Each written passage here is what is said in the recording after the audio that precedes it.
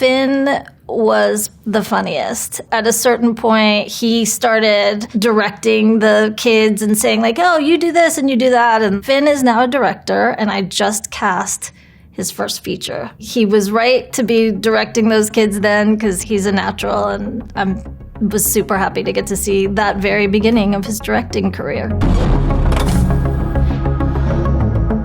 Hi, I'm Carmen Cuba, casting director for Stranger Things, here with Vanity Fair to talk about the casting process. If I'm honest, when we cast Stranger Things, we had no idea that it was going to be a huge hit. We had no idea it was going to go on for how long. You know, sort of the foresight to imagine a future with these characters, but I was really just trying to get the best version of it in the present. Very early on, the Duffers and I discussed that these parts were not likely going to be able to be pulled off by a kid who didn't have some experience. So while some of my process involves, being out in the world and seeing a kid that looks a certain way and, sort of talking to his parents and saying, hey, does your kid want to act? This was not going to be that because it was going to be such hard work. It was going to be every day for months on end and very specific dialogue. So that was helpful because from the very beginning we were like, okay, no sort of street casting for this. We're going to start with theater schools, acting coaches, kids who've been on Broadway. The kids on the Stranger Things cast have not popped up out of nowhere. They've been working really hard for years prior to us finding them. Hi, I'm Noah Schnapp. I'm 10 years old. Am I weird? It's just sometimes I feel, I don't know, like I'm stuck.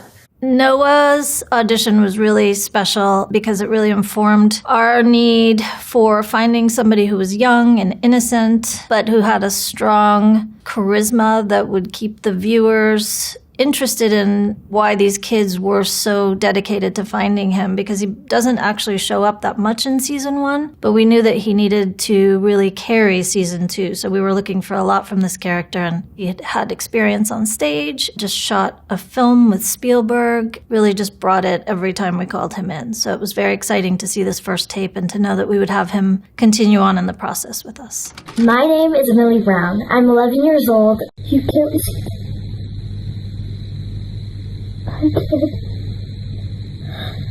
can see it. I saw. Then. That clip of Millie is also very memorable because we had her do the scenes first prior to this. We could tell that she could cry, but she hadn't quite done it. And the Duffers just asked if we could have her try it again and sort of see how emotional she could get with it. And obviously she got very emotional, and it was actually shocking that someone that young could do that. And another thing about Millie during the audition process is that she's British, and she did everything, including the Skype with the Duffers in an American accent. So we sort of forgot that she even was British. So she's pulling all of that acting off while also doing an accent. And at that young age, it was very impressive, as you can see on the series. Hi, I'm Finn Wolfhard. I'm sick. I'm late. I'm 4'11". I'm 12 years old. Nancy, listen to me. What the hell, Mike? Listen. Do you remember 2 days ago with that magic trick when it looked like my Millennium Falcon was really flying? Finn's audition was fun because it was done from his bed while he was in the middle of being super sick. None of that showed. You could tell he had energy and life and was really excited to play the part. No, I'll prove it. Most excellent promise you can make. Swear it! Okay, now close your eyes. And had sort of the same adventurous, playful spirit as his character. So that was very memorable about that audition. Hi, my name is Caleb McLaughlin. I'm 13 years old. Listen! Except I didn't tie it to a string. It was actually flying. This could be the most excellent promise you can make. Open. Caleb was fantastic. He's somebody who'd been on Broadway. We knew he had experience, and he just brought sort of an energy that the other kids fed into. All of them together have a very distinct energy and personality that create this friend group. And we saw that immediately from his very first audition. My name is Matarazzo, and I'm 12 years old. This is probably the most serious, most important thing ever. Swear first. The most excellent promise you can make. Just stand over there, Nancy. You're not coming out until your eyes are closed. Okay, they're closed. Open. I have absolute power. Say it. You couldn't have predicted or sort of sought out someone like Gaten. So he was an excellent surprise. What he brought to the character was not what we imagined. And it also made us realize that we didn't even have any idea what it could be until we met him. He was sort of the first one that created the part outside of how it was written from the very beginning. The Demogorgon is tired of your silly human bickering. It stops towards you. Boom! Fireball, he will! Stop! Boom! Protect! He was in anger! When we got them all together, we had already fallen in love with their tapes. We knew that they were surprising, but bringing them all together, do scenes together and step out and watch each other, just the dynamics on screen were exciting enough, but the dynamics off screen really sealed the deal because you could tell that they would be a team. They played off of each other. They weren't competitive. They were really supportive and enthusiastic. Try to imagine what it must have been like when they cast the Little Rascals. It feels like a version of that, which I think you feel on the screen when you watch them. How's Bob the Brain? Don't call him that. Sorry, old habit. He's good. We're good. Good.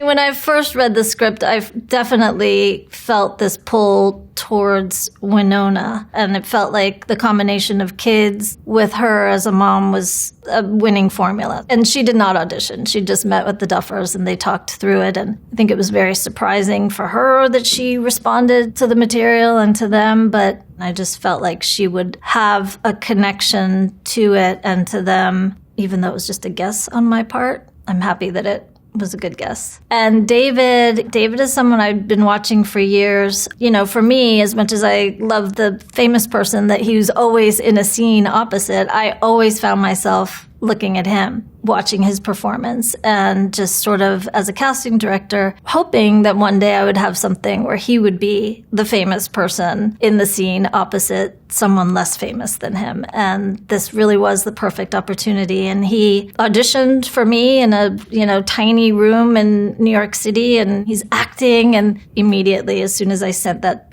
audition off to the guys, I knew he was our Hopper. You can never surrender. You don't like it? No.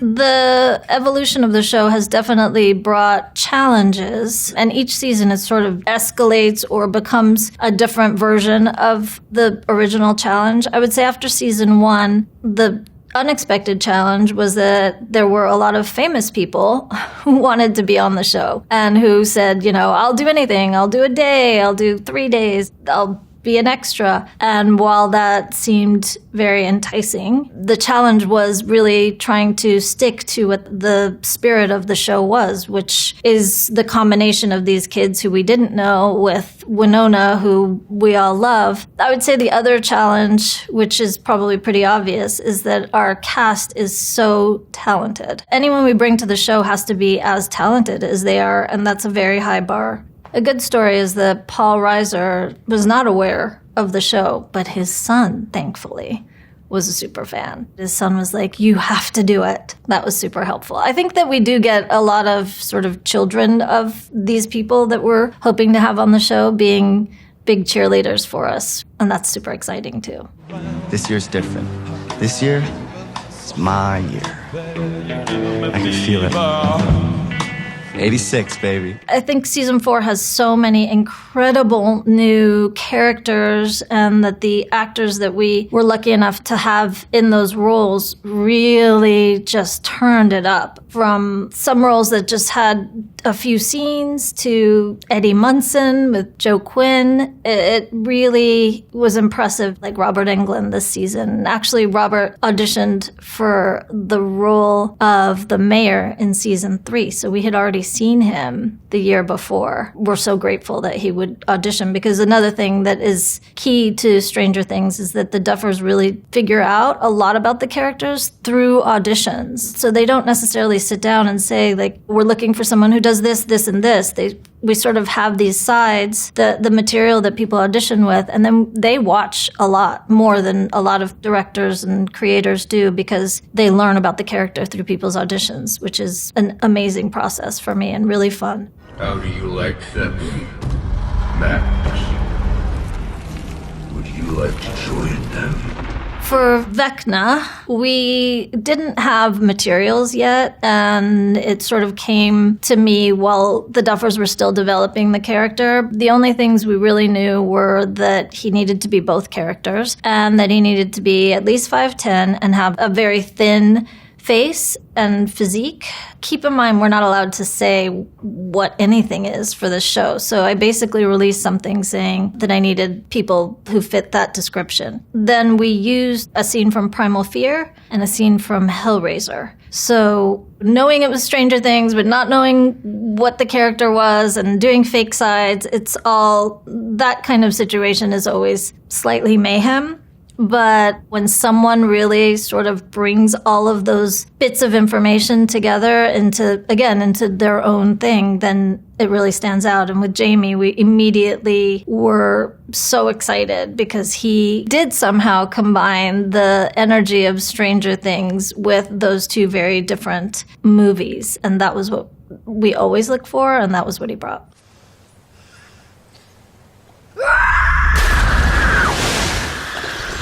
Stranger Things was not that difficult to cast. The material was excellent, and that always makes the job of casting much easier. The other thing that made it pretty easy is the fact that nobody had any idea that anyone would see this show. So there were very low expectations, in a good way, because the low expectations coming from sort of the gatekeepers, which allowed the Duffers, Sean Levy and I, to really have a lot of freedom and be really creative and genuinely just pick the group of kids and adults that would make the show feel the way that they had it in their heads. It wasn't really that hard. It was easier to cast than Magic Mike, and that's not just because I needed 8-packs.